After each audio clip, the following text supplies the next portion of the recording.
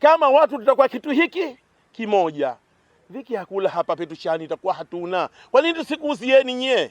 Si mnasema mnataka muhifadhi nye chakula. Sisi kama tunapewa vitu, tunapata vifaa vizuri, tutaulima mpunga na mchele au mpunga tutakuuzieni. Hakuna sababu. Mfano wake duru hii pale Mesio Sifa, nimeondoka kwenda yangu moja Polo 75.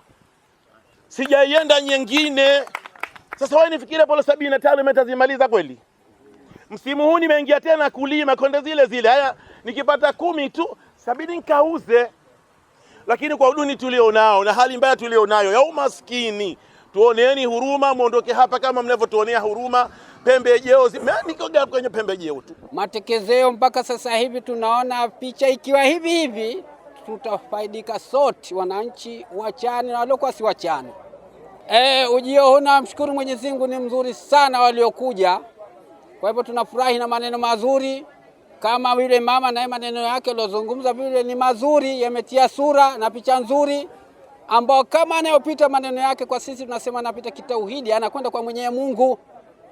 Kama anazungumza yule mama anakwenda kwa Mwenyezi Mungu, basi ile peke yake kwa sisi alhamdulillah tunashukuru kwamba hawa ni wenzetu, wamekuja kwa ajili ya Mwenyezi Mungu, si kwamba waje kwa ajili ya watu wachana, kwa ajili ya Mwenyezi Mungu kwa sote. Kikubwa sana ni kufanya coordination, kwamba vitu vingi vipo lakini havijaweza kuratibiwa inavyotakiwa.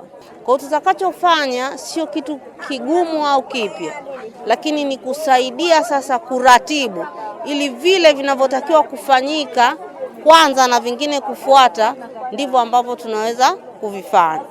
Na hii haiwezekani kabla ya kujua maisha halisi ya Mwanachahani yakoje, kwa sababu hatuwezi kumfanyia, hatutaki kumuondoa kwenye mazoea yake, lakini tunaweza kumboreshea katika jinsi ile ile ya maisha. Sasa tuko kwenye hatua ya utekelezaji. Tunasema tuko kwenye hatua ya utekelezaji kwa nini?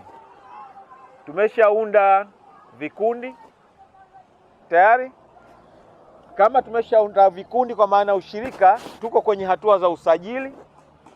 Lakini wakati tunafanya hivyo, hili jambo jamani, tutake tusitake, kama tunataka kukusaidieni nyie kwa ukweli, kama tunataka kukusaidieni kwa ukweli, ni lazima tusimamie jambo hili kitaalamu.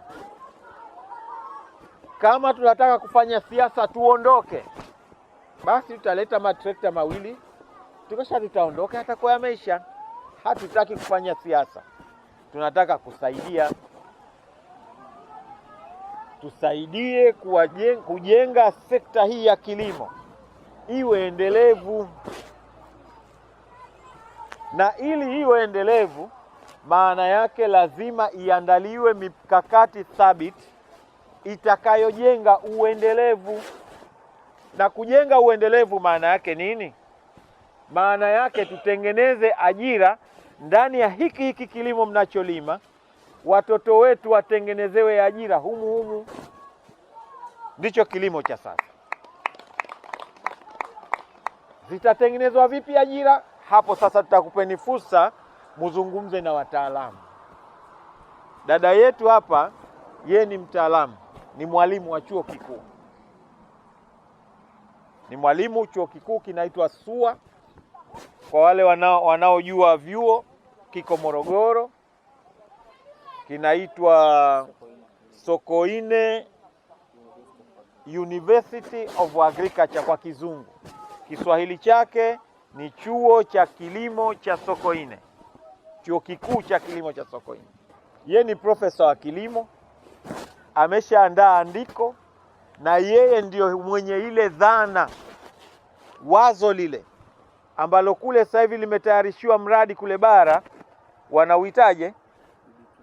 Wanaita Build Better Tomorrow, au jenga kesho nzuri. Ule mradi ule, hilo wazo mwenyewe alikuwa ni Profesa Felista.